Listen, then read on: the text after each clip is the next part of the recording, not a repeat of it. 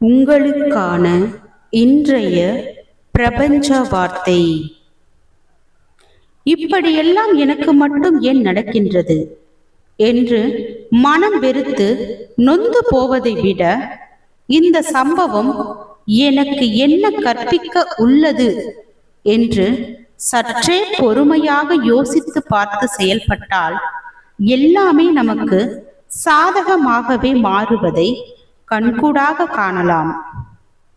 நாம் நேர்மறையாக சிந்தித்தும் நமக்கு எதிர்மறையாக சில காரியங்கள் நடக்கலாம்.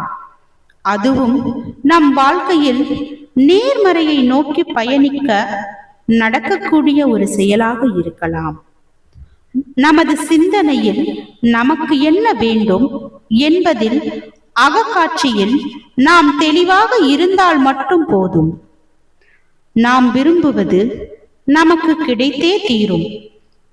வாழ்க வளமுடன்.